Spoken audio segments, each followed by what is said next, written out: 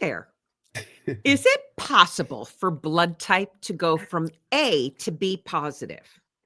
Well, it is if you're my guest today, because it happened to him. The doctor said it was due to 4 stem cell transplants from cancer treatments for non-Hodgkin's lymphoma, a type of blood cancer. But I say, no way. It's because he's one of the most positive, inspiring people that I think I have ever met. So please say hello to Charles Porter. Thank you. Hello, everyone. Thank you for tuning in today. Thank you for having me, Diane. I appreciate you. Oh my gosh, Charles. Well, you know, I appreciate you. I met you over 10 years ago. You were giving Wow. a commencement speech for Yeah. uh, a junior school, and you totally impressed me with your presence, what you said, and it's made me want to stay in touch with you these past 10 years through your marriage to 2 children to your challenges with cancer and producing some really interesting films. I mean, listen, what a magical day that was. Not only was I given the commencement speech for a place that truly had a special place in my heart at Rumsey, but your daughter was giving her speech and there was a little mess up there or whatever in the beginning, but the way she finished, I had commented on it. And little did I know that you were going to be up there on stage with me passing out diplomas and saying, "Hey, that was my daughter. I really appreciate what you did and said." And since then, I think that we're forming a beautiful friendship. It's a great example of how those random acts of kindness can change a course of a future Yeah. trajectory. Well, they always say in sports, it's like, you have to do things uh, and work hard even when people aren't looking. So, Um, when you're already kind of in that mode of training yourself to try to be the best you can be, and as you say, inspire and what I've been through, it's just a habit. It's a part of my world mhm. now, and so I look for opportunities to inspire now rather than just wait for the chances. Well, one of the things you did to inspire was you wrote a great book, Choose Your Path, and it's got great poetry, thoughts, takeaways, and Yeah. you do inspire. And let's talk about where that inspiration started. Let's go back a little. Mhm. You're an athlete. You're a lifelong athlete. Yes, yes. I started playing sports. I can remember being on the ankle biters when I was 7 years old. Yeah, I was born in England. My mom is British. My dad was in the Air Force, and he was an All-American football player, tight end and defensive end, which is what I ended up playing in college. But I started playing football at a very young age, and I can remember clearly my dad telling me on the Air Force base when I was like 6 or 7 years old, I don't want you playing with those older kids across the street. And every other day, he'd be coming back to those backyards after his work and after school and catching me, getting tackled and getting hit with older kids. And I think that's really where the resilience and the love of contact really started for me, because I was getting beat on. I wasn't really doing the beating at that time. You know, I tell you, I watched college football this weekend, and Mhm. I do look forward to the fall when you're watching college football because it's just so energized, those stadiums, those, Oh yeah. 60, Um, 70, 100,000 right? people. I love it. But I look at the tackles and I just say, "Oh my gosh." Hmm. Oh, it's contact. I mean, it's actually they consider it a collision sport, not a contact sport. Yeah, because it's nonstop. I mean, I was 280 pounds at my biggest defensive end, and I was playing against 350-pound tackles, and we were banging. We were banging. It was every play, and we didn't have all the rules that they had these days, where no leading with the helmet. So it was very much so a battering ram type of situation. But I mean, it's like you said though, it's the you walk into a stadium like Florida State. When I was playing back in 97 to '02, they were the national champions twice. So Mhm. 95,000, their mascots on a horse with a bow, that's, I mean, with an arrow that's on fire. He throws it in the ground and the crowd goes. I mean, I remember my boy to this day, he's like, dude, Charles, you remember we were 17, 18 years old and we looked around and we were like, what is this? I You mean, I'm got to not a feel player. like a rock star. Oh, that is a classic example of why it's a very smooth transition for most from sports to entertainment Hmm. Now, because you're in that arena. You're in that arena. that's very interesting to Yeah, I mean, create that y- segue.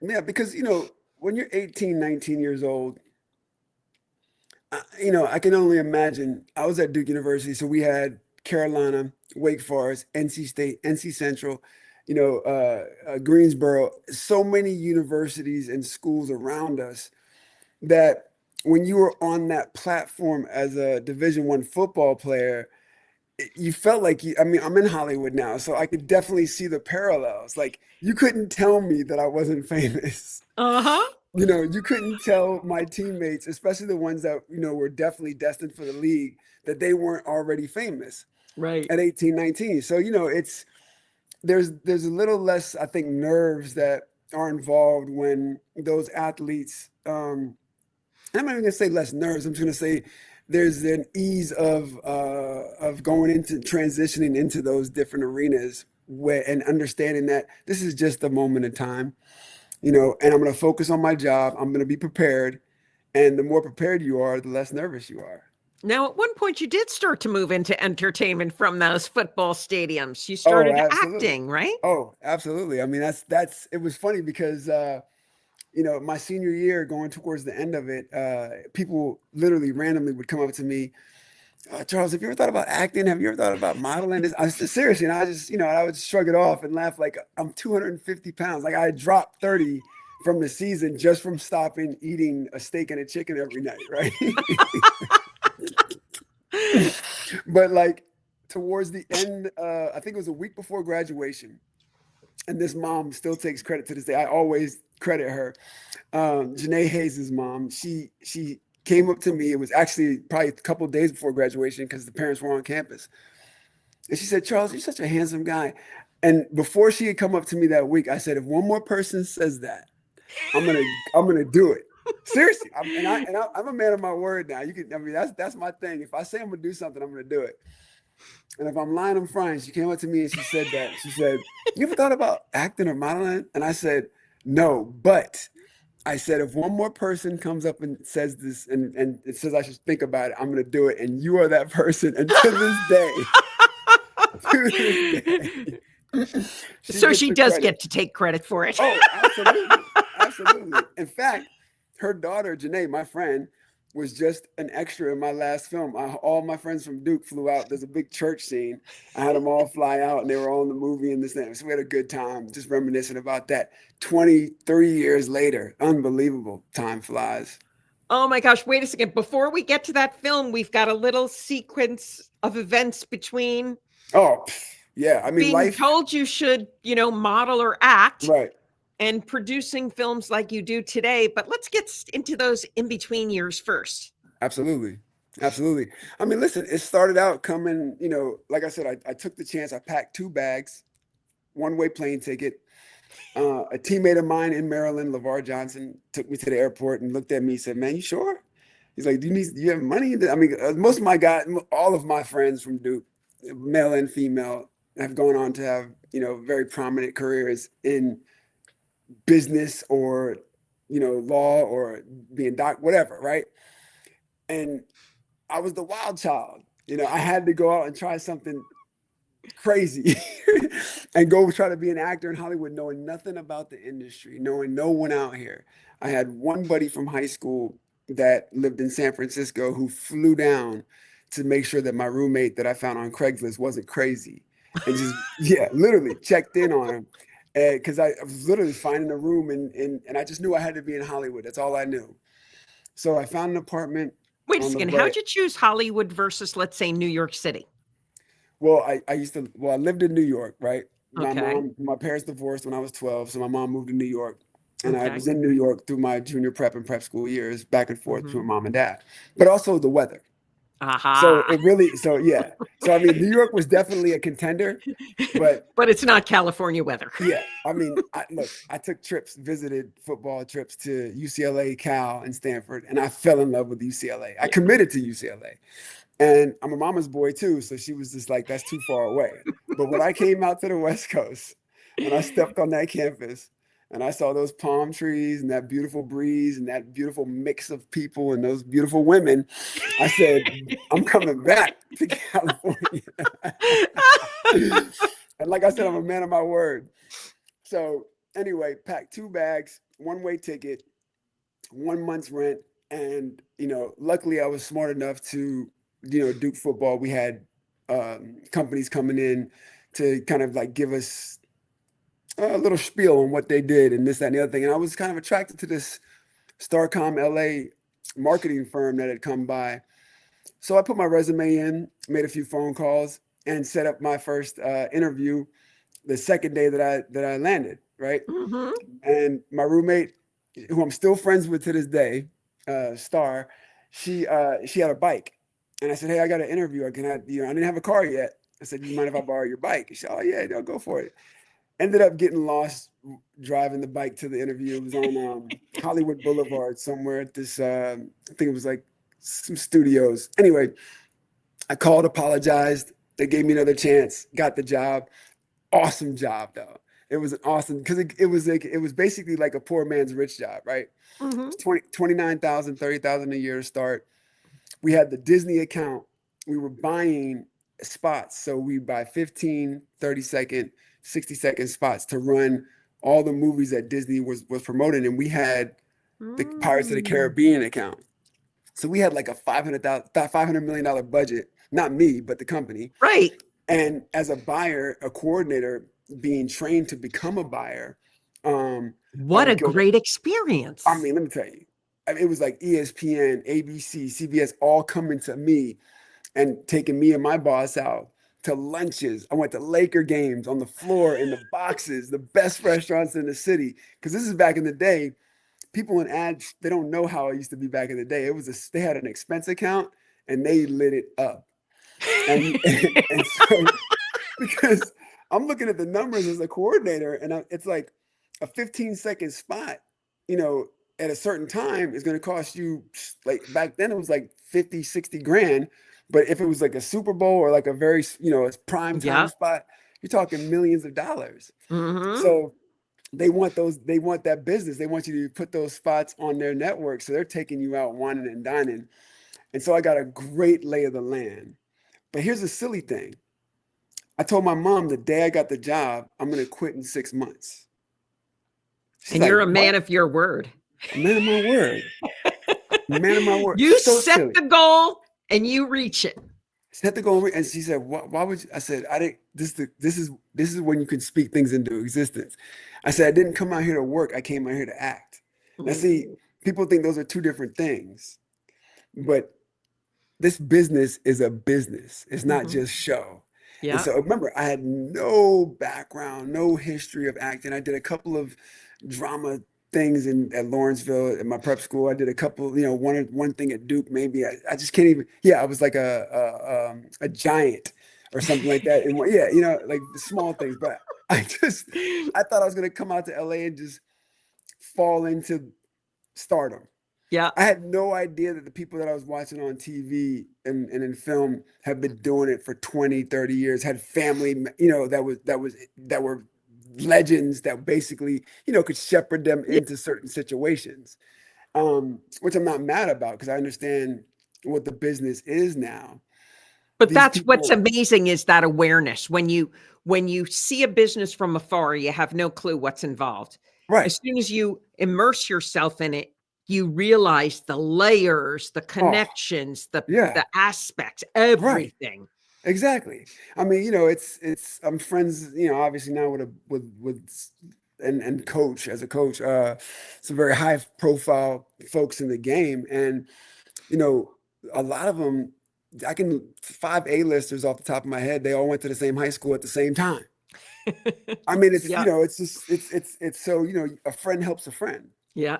so I completely understand it at this point. So Came out, got my apartment, got my job, quit in 6 months because I had my first opportunity on TV, which was a game show called Beg, Borrow, and Deal with ESPN, where you literally one outfit, no money, no phone, no food. It's called Beg, Borrow, and Deal.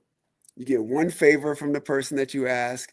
You have to complete 10 sports tasks, but you can only do three, one in each state, three in each time zone, and you're racing from Miami South Beach to South Dakota Oh my to gosh. yeah to the what's the president's the faces on the Mount Rushmore? yeah Mount Rushmore. Yes, yes. Two teams of four, Oh and my yeah, gosh. and so it was awesome. But I had to take 2 3 weeks off of work to do it, so I had to quit. So, but what I did was I took my 2 weeks that I hadn't taken. You got 2 weeks off, paid vacation at the job. So I took my 2 weeks and then put my 2 weeks in. So, um, great job, great opportunity. It really taught me to. Got a great layout of the land, and then no pay for the Big Barn deal on ESPN. Okay, and like literally, and the reason why I did it was because I had the East Coast on lock. Like Right. my mom lived in Florida. I went to school in North Carolina. Most of my friends and family, were in the DMV area, right? And so we literally had everything taken care of in each state, and it was a neck and neck. It was 9-9 at one point, and then they finally beat us and got to Mount Rushmore with they did Twister with some governor or something like that. But we raced an Olympic an I Olympian at love this story. This is oh hilarious. no, it was awesome. It was awesome. We raced an Olympian, a gold medalist from Duke University. She was a track coach there at the time. We out punted a punter for the Baltimore Ravens. We got a piece of the Final Four net from Marquette. I mean, just great. Just jumped off, did cannonballs off of a high dive in Florida. Got tattoos in Georgia of a sports team. Yeah, it was pretty wild. But I mean, it was my first introduction to the Right. business, um, and to LA again. And it was just something to kind of like start building the resume. Yeah. And then I said I'll have my SAG card within a year of getting there, and almost to the day, got my SAG card for doing a bit role on a show called Meet the Parkers, Uh-huh. and I'm still getting residuals from that 20 something years later. Sometimes there'll be a penny, Pennies but more than zero. I mean I'm telling you, it's it's been a journey, and I love talking about it because again, the my mind was always on the prize of being the best that I could be, but I didn't know the work that it would take to get to where I wanted to go. Mhm. And so as my career progressed, stayed in school, stayed in classes, Margie Haber, Saxon trainer, Joe Police. I mean, class, I just got done auditing a class, recently um, with the Ivana Chubbuck. And Uh-huh. so, yeah. And so, I mean, I have her book. That's what I was looking for. And it's just, you could never, you'll never stop learning in this business, in this field, whether it's you're a writer, director, actor, producer. And that's what's so beautiful about it. Mhm. I'm thirsty for knowledge, and the higher, I don't want to say the higher level you get, but the more experience that you have, Mhm. you'll have more and more opportunities to work with people who are just like so immersed that when Mhm. they go, I mean, they're gone. It's the preparation for a role. Mhm. For me, in my career as of yet, has been, go to a quiet space, maybe, read my lines, build my story, get familiar with the vision of the director and such. But when I'm talking about when the people at the top tier go, like Mhm. you don't see them. Their family might not see them. Mhm. They're that person, they're that life, they're dressing that way, they're eating that way, they're walking that way, they're talking that way. It's you don't just become, Bob Dylan or whatever. Right. Marcus Aurelius, you just show up on set and you're him. No, it's I'm working on a film right now where the actor's been preparing for 2 years. And I'm Wow. talking about, and he had to lose weight at one point, thinking that we were going to go, and he got down to just basically skin and bones.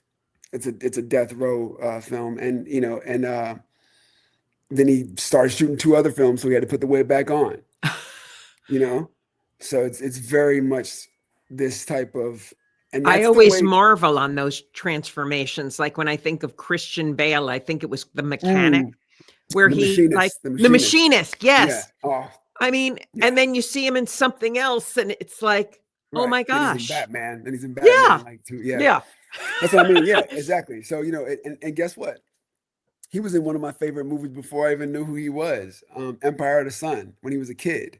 I didn't see that. Yeah, it was a World War II film. Uh, they focused on Japan and his interaction with a pilot from Japan. I mean, he was just doing marvelous stuff, like Natalie Portman in The Professional. Yeah.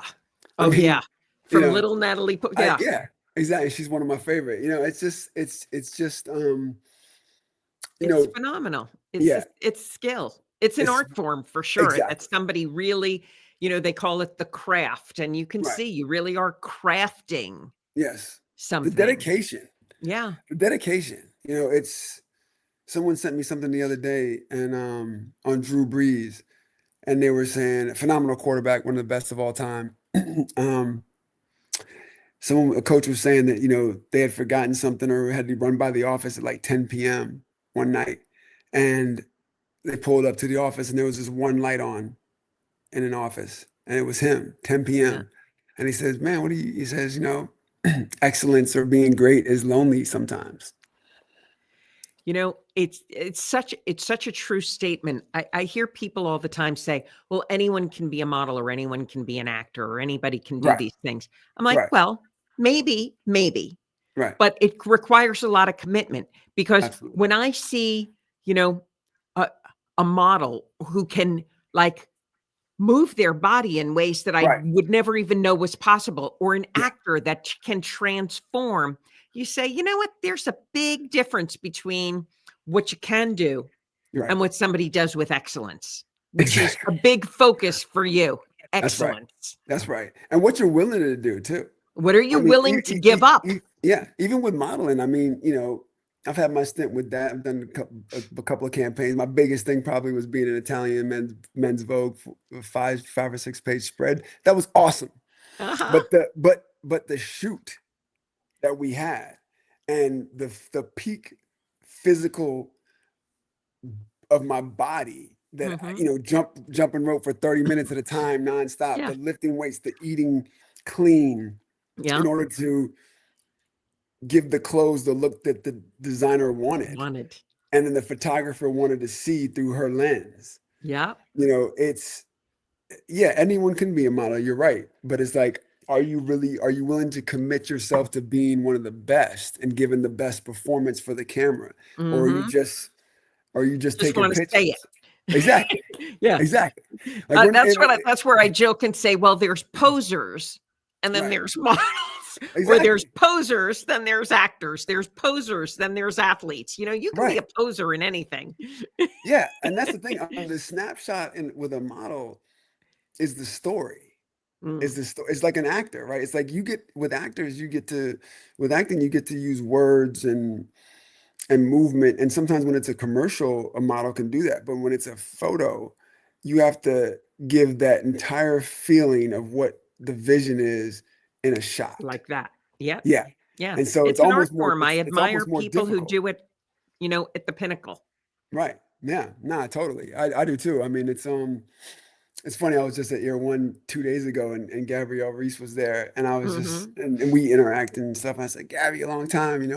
My daughter just started volleyball, and here we are. Here I am looking at one of the best ever, and I just look at her and I think to myself, like, man, my daughter could be that one day. But the commitment that those women make Yeah. every day to their Yeah. craft.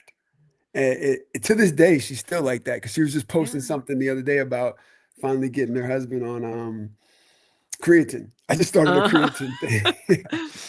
I'm 45 plus now. So, it's like I'm trying to I'm thinking more of longevity. Yeah. And so with creatine, I'm hearing some good things about mental health and Mhm. so I'm all in with that. I'm all in Right. with that. Yeah. Yeah.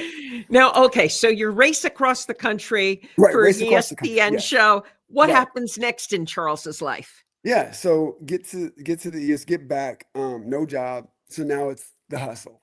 And again, if I'm lying, I'm frying. I haven't had a corporate job or any type of office job since. It went from, I think, well, modeling again and getting bit jobs on the Parkers. I got my SAG card. And here's an interesting story with that. On the resume, you're supposed to put whether or not you're SAG or not when you're, submitting your resume or your agent submitting you. Yeah.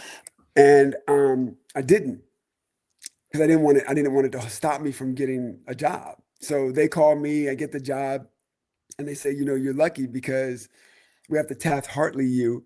We didn't know you weren't SAG. So it's basically a little fine, Yeah. but so they pay it and then you become SAG eligible and then I pay the dues. But if Right. I put I wasn't SAG, I wouldn't have gotten the role. You know, so again, it's like I didn't necessarily lie about it, but A I little didn't omission. exactly. I didn't I admitted the full truth. So I get the role, great time with that. And to be honest with you, it was quite some time that until I got my next big acting role, which was on Mhm. House.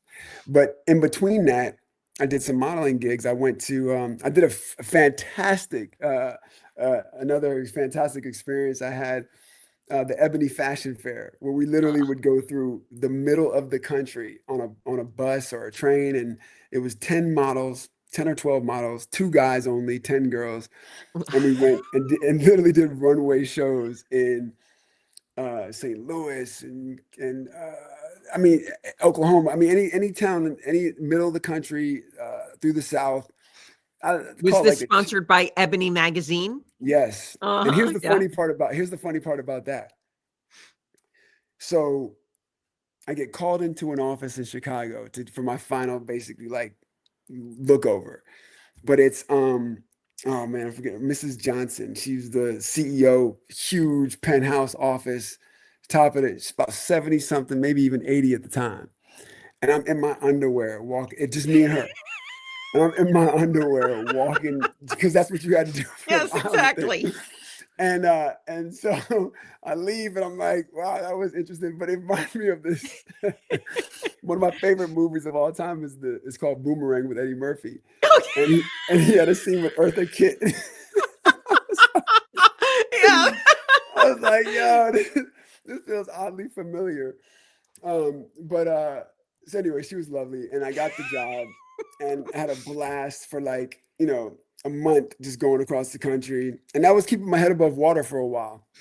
But in St. Louis, on the runway after the show, I was approached because I had my resume, as part of my modeling, background or whatever. There's like the magazine, Mhm. just who's the models. And this is right when Tyler Perry was just starting to get Yeah, big yeah. with his plays. Mhm.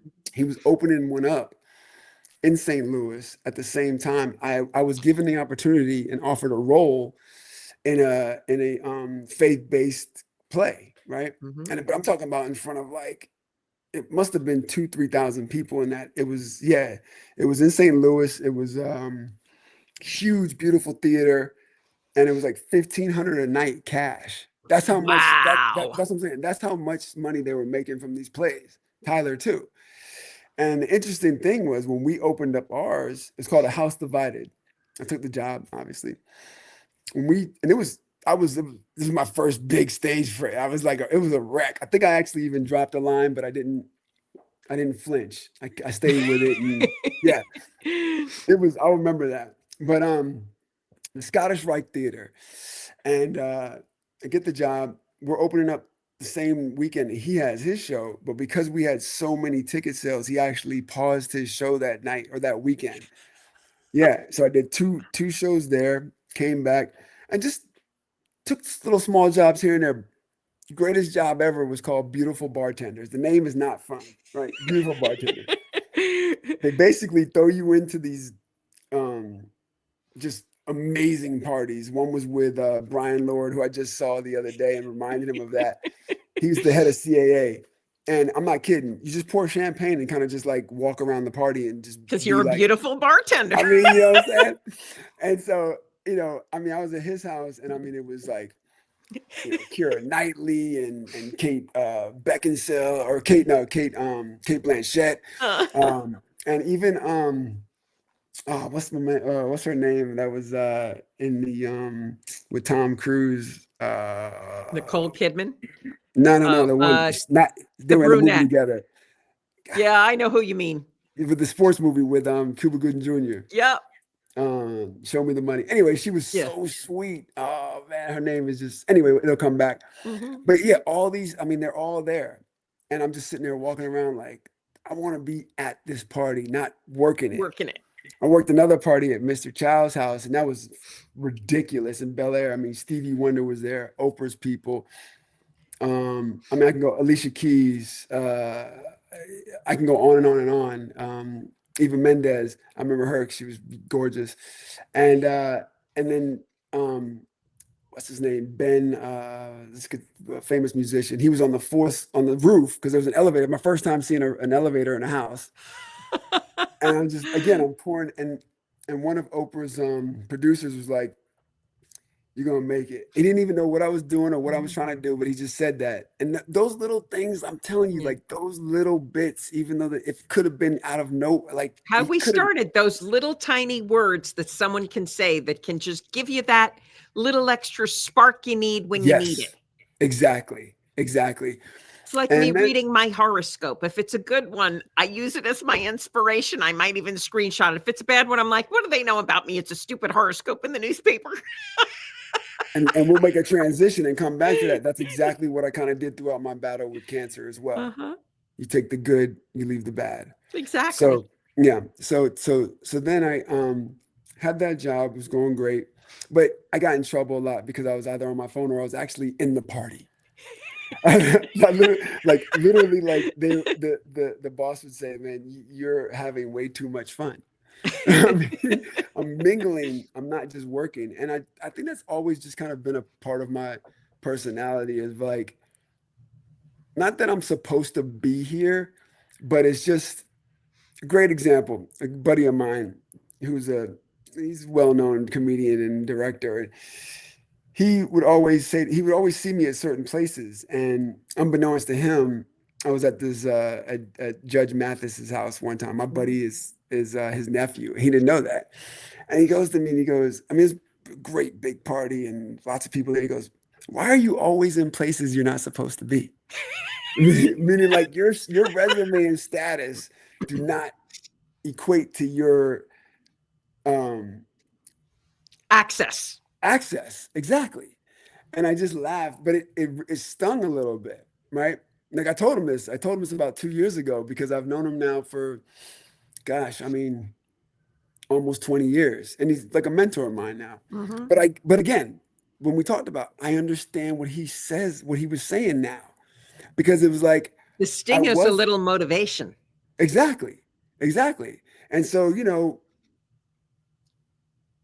I took that, and it stuck with me. It motivated me, but it also let me know that those people that are there have worked their butts off to Hmm. be there, to be there. And no one's giving out handouts for the most part. No one's giving out handouts. So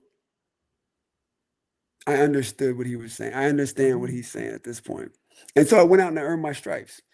And so after I left that job, I got my first big break as a leading man on a Hmm. horror film called Holla. Uh-huh. And it was awesome. It was Lionsgate feature film, did really well.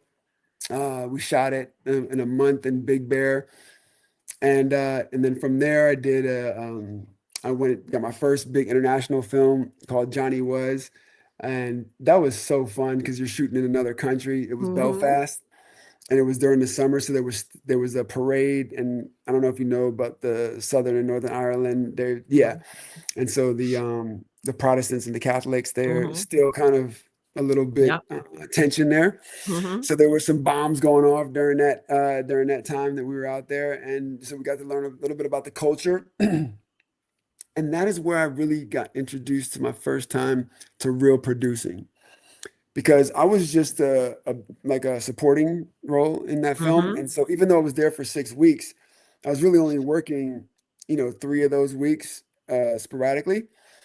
And the producer came to me and says, "Hey, you got some time off, right? Why don't you see if you can find a script, a low Mhm. budget script?" And a couple of the other actors that are in this film, they have some time away as well.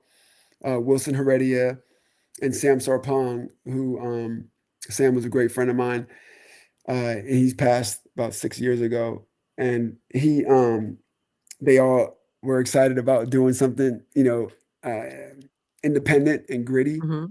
And we found a great script, written, horror film called Nailed. Took Uh-huh. place in one location, and we shot it for like Just the 8 hours. title made me a little nervous. Oh yeah, no, and again, I mean, listen, it was three people, um, and we shot it in like 8 days.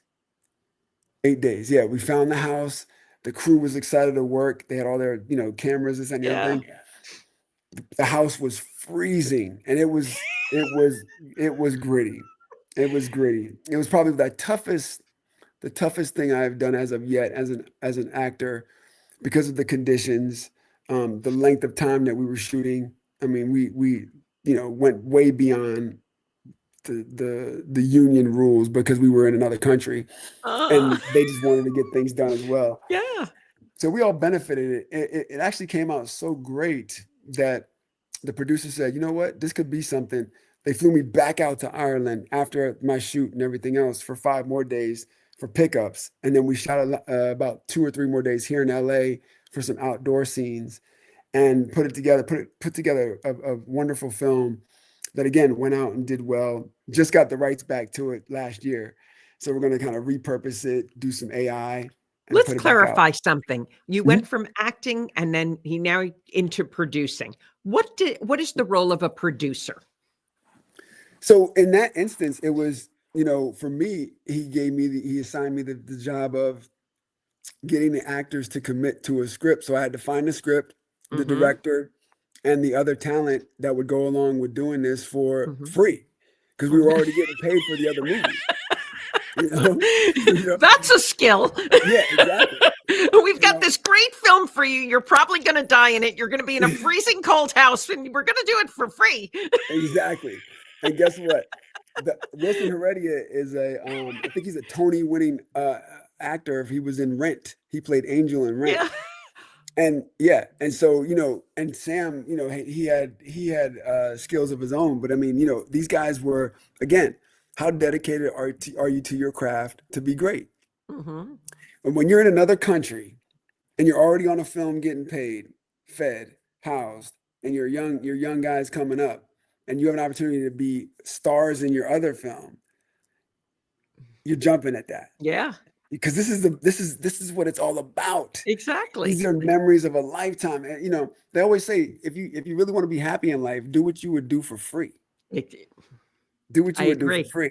And that was just one of many things that I've done for free in this Mhm. industry, because it's so much fun, Mhm. again, to be around creative souls, creative spirits, creative people, and see a finished product that you were a part of that didn't exist before you came Mhm. aboard, Yeah.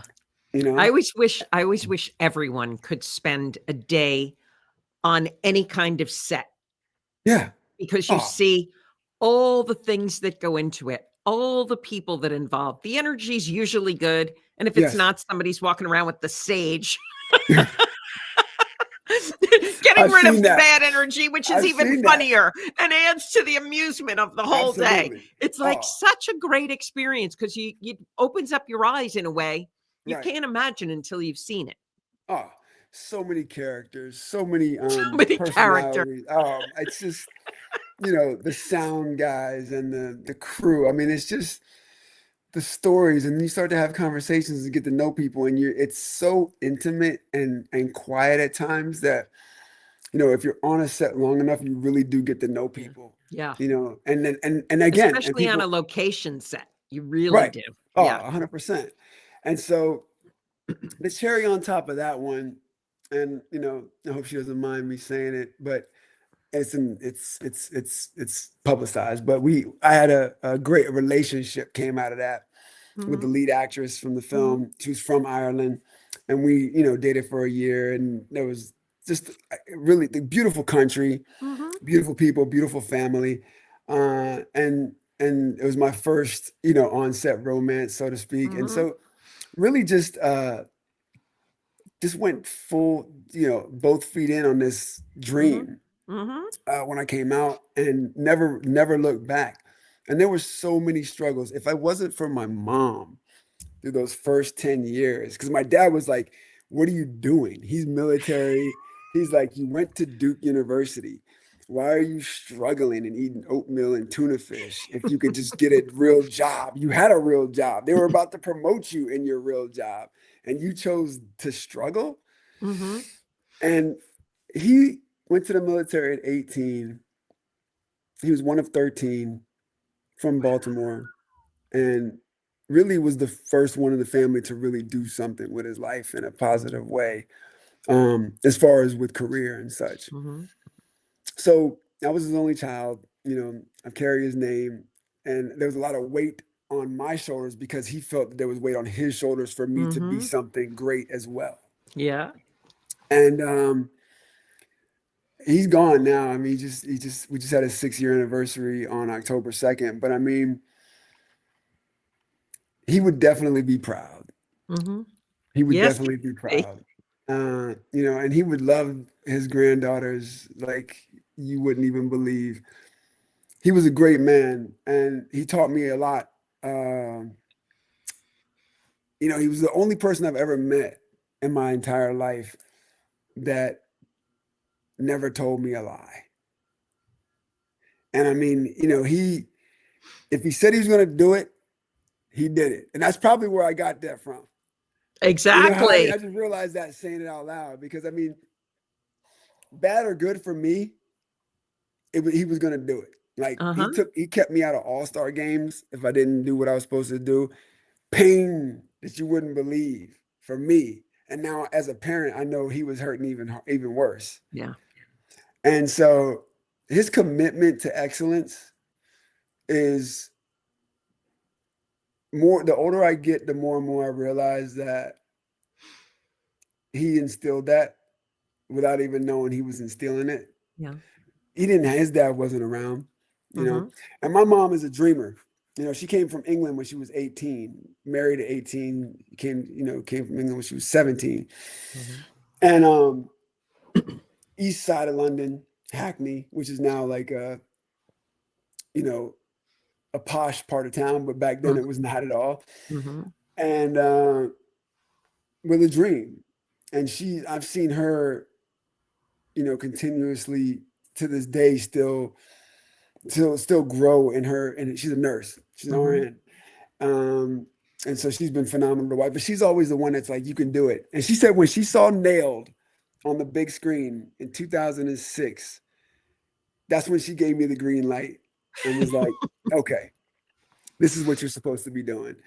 She was very wary like the whole first 3 4 years in the business out here. But then she saw that and she said, okay, you got something. So I credit her with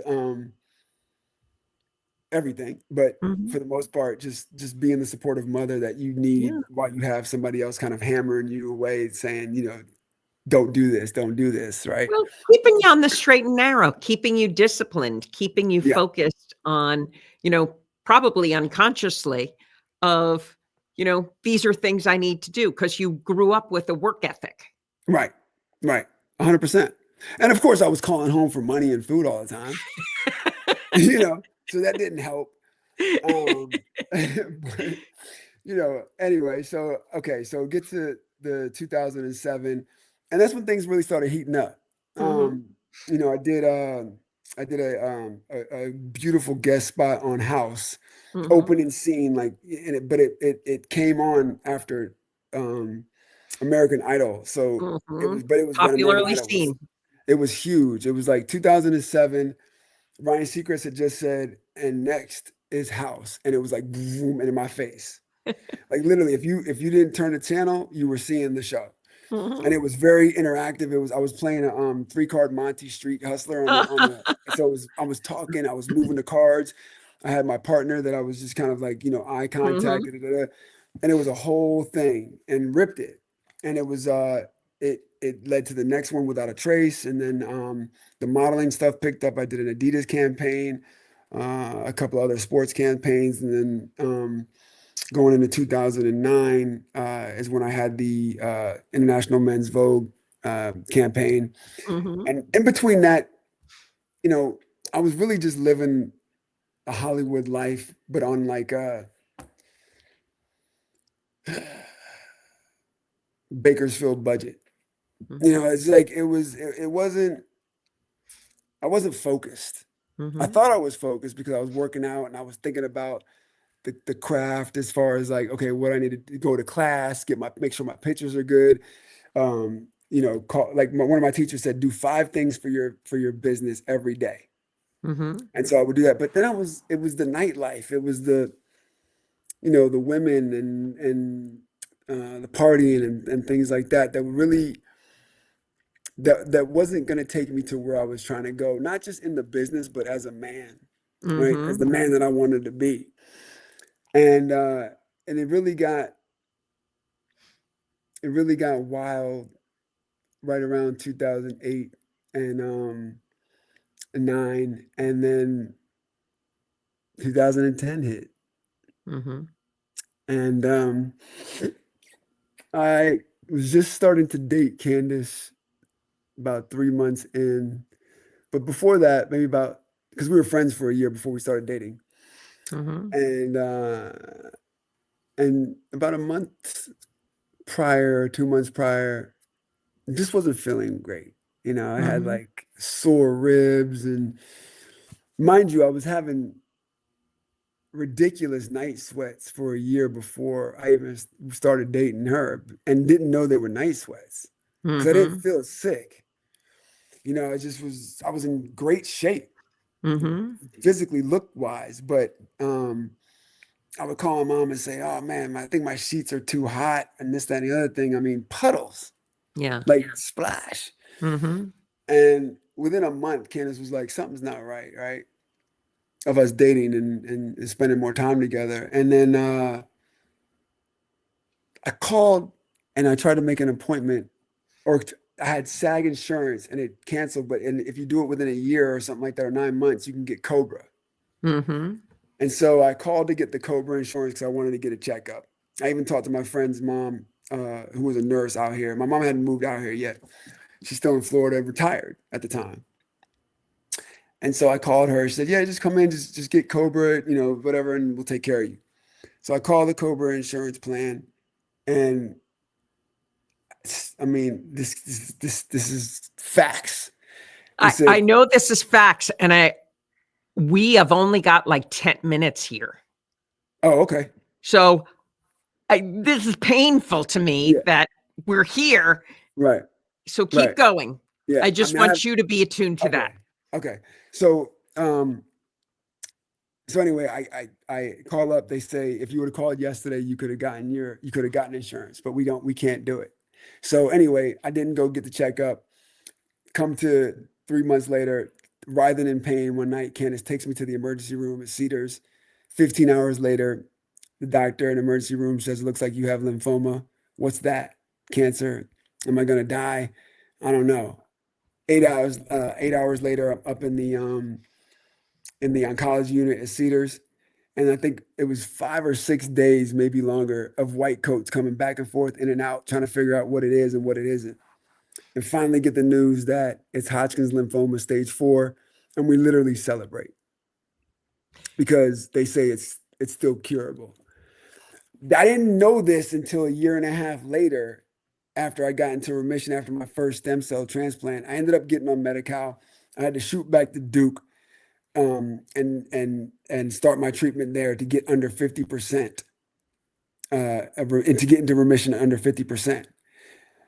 Crazy story. While I'm getting my treatment, after I get my treatment at Duke, I have an opportunity to play Wendell Scott because there's a film shooting in North Carolina, the first black NASCAR racer who I took the role.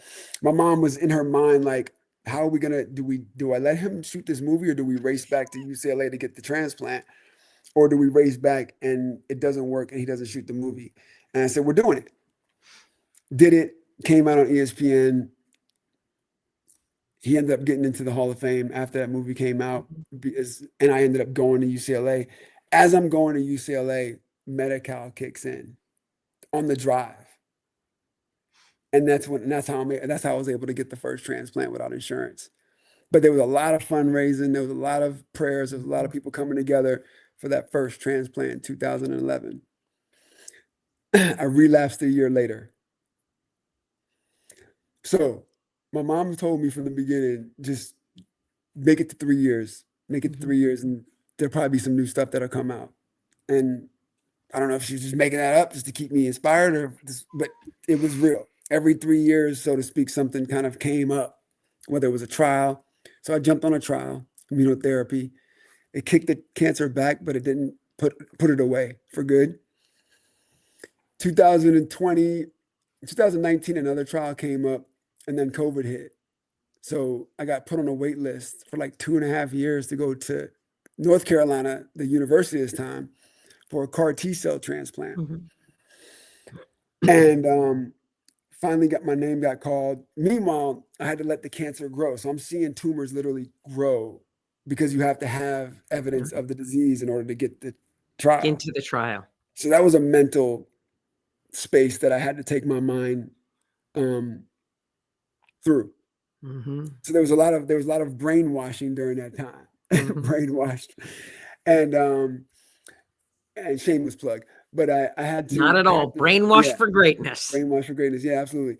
And so we got the treatment. I went out there for 6 weeks. Now, meanwhile, you're away from your family for this time. The first transplant, you're in a hospital for 5 weeks. Extenuous chemo, full body radiation to the point where you could feel the waves by the fifth day, twice a day for 5 days. That was the only time I came back to the room and told my mom, I've had a good life. We're good. And she said, just one more day. So now we go to North Carolina, 6 weeks, but it's outpatient. So we get an apartment there, come back, get the news. It worked, 100% remission. A year, I'm in remission. Then I start feeling weird again, like I'm running out of energy like that. I'm with my clients and I can't keep up. I'm just like, what's going on? Tell the doctor, they call me in, blood work. The blood levels are low, platelets are kind of low, white blood cells, something's off. Do a bone marrow pull. There's like no bone marrow. Like I'm fading, like all the treatment that I had done, the transplant, the CAR T cell transplant, all of did damage on my bone marrow where it literally stopped producing red blood cells, I had no white blood cells and platelets. And so that doctor's appointment of all doctor's appointment was probably one of the most surreal experiences that we've had as a family. My mom was there, my wife was there. Candace, the girl I was dating who took me to the emergency room, is now my wife. And the doctor looked at us and said, it's not good. It's MDS. Don't Google it. And you need to get a bone marrow transplant ASAP. Fortunately, and this is where the blessings rain down, being able to be at UCLA and that medical staff and having the doctor I did, Dr. Aradat and Dr. Timmerman. When I relapsed from the first stem cell transplant, he put me into the match protocol or the portal without me even knowing. Because it's like, if you relapse from a transplant, you're probably going to have another one from somebody else. So long story short, I got a call about 3 months after and I was doing a film at the time, right? So I was going from blood transfusions because my blood level was like 7.5 red blood cells, zero white blood cells, and 5,000 platelets. So now my red blood cells 13, 12, 13, 14 at times. My platelets are 300, 250, 300,000, where it's supposed to Mhm. be. And the white blood cell count is normal as well. So just to give you a little range of where it was and what it was Mhm. supposed to be. So I'd get transfusions and go to set. And, and my buddy who's the director was like, he didn't even know I was going through that. Mhm. Because I was just there, and I was just happy to be there, trying to keep my life as normal as possible during this trial. And I had been, this is like this is the third time now. So it's like a 16-year battle. So my mind is fixed on just doing what's supposed to be done in order to get to the next day. Not, Mhm. and of course I got kids now. I had a Right. 4 and a 6 and a 4-year-old who are now about to be 6, and the other one just turned 8. And it's like, they're not seeing daddy. They're wondering where daddy is. I'm coming home with tubes coming out of my arm. What's that? And they too have experienced hearing me give commencement speeches and talk Mhm. about this time of my life, and they have questions now. And Mhm. now they understand, and they see now my 8-year-old Layla, she sees pink ribbons at her school for breast cancer awareness, and she's like, okay, what is this one about? What is that about? Mhm. And so they had a front row seat on what Just it is to go through some adversity and maintain. and here you are, healthy today, and Yes. we're the time always goes too fast here. We're Uh-huh. at we're at a 3-minute marker. Okay, got you. Yeah. Okay, so I think we're going to need to do a part 2 of this for Oh, I sure. would love But to. for now, I Yeah. want to get to you have a number 1 faith-based film out. Oh, yes, Finding Faith, Yes. starring Paula Patton, Keith David, who just got a star on the Hollywood Walk of Fame. Congratulations. Loretta Devine, Stephen Bishop, Demetrius Gross, Nadine Velasquez. Wonderful cast, directed and written by just an outstanding guy and artist, Lazarel Lisan, and Tatiana Chekhov is also the other producer. And I mean, we put together something beautiful here, and took it to theaters. And my first film to go to theaters, over 750 theaters across the country. Our broadcast deal, we just premiered in August August with the Lifetime, and it Mhm. did the best numbers on the network as of yet. It's still crushing. We get 97% on Rotten Tomatoes. Just one of my greatest feats that, again, as a producer, I got the script, and this is in the trailer, behind the scenes, and Paula went on a huge marketing tour, and she tells this story all the time, so you can look it up. If I'm lying, I'm frying. I Mhm. got the script, and by page 10, I called Laz and said, "Man, let me get on this." And the first person I brought the script to was my friend and neighbor, Paula Patton, and I said, You would be perfect for this," and she absolutely was, and she's been nominated for a number of Best Actress awards, and we're hoping and praying for an Image Award, a nomination coming up here for Best Film and Best Actor and actress and stuff. So we'll see. We'll see. It was a great feat, raised a third or so of the budget as well. So big shout out to my investors. Big shout out to my wife who had to deal with me for that year of just ripping and running and total commitment, full commitment to excellence on this film, on also being a father and also being a husband to a wonderful woman and a backbone of the family. So, and again, she's been there throughout this whole journey as well, as the first person. Like she said, she took me to the hospital during my first diagnosis, and so she's been And here stronger than you are, ever. healthy, strong, Yes, married, father, yes, son, man. producing. 2.5 years after the bone marrow transplant, complete remission, longest I've been in remission ever, in the last 16 years. And my donor had just reached out to me, and Oh, he, we're going to and- need to take that to yes, episode 2 yes, absolutely, absolutely, because because he was B positive blood type, and that's what, and now I'm B positive blood type. And You were so, born to be B positive. I So was I born to be think there was positive a reason this all had to happen because you needed to get to B positive through and through. through and through, through and through. It's I chose my coursing through path. your veins. I chose my path, and You did. You that's what that chose. book's all about. I love that one. I love that one. That one out of all of the three of them is one of my favorites because you really do choose your path and live your life Yeah. and live your life. Well, Well, thank you so much Charles, for having me. there are going to be all kinds of links. My guest has been Charles Porter. I'm Diane Grissel. This is the Silver Disobedience Perception Dynamics podcast. These interviews always go too fast. But I'm telling you, as long as Charles agrees, we're doing this again because there's a lot of that needed to be covered here. But I have another podcast I have to get to. Thank you, Manhattan Center, for hosting me here. Thank you, Charles. Charles, Thank we're you, moving Diane. over to the Thank you. green room. All right, take Thank care you, now. everybody. Hit All right. subscribe, follow Charles, stay in touch. Thank you so much. Thank you.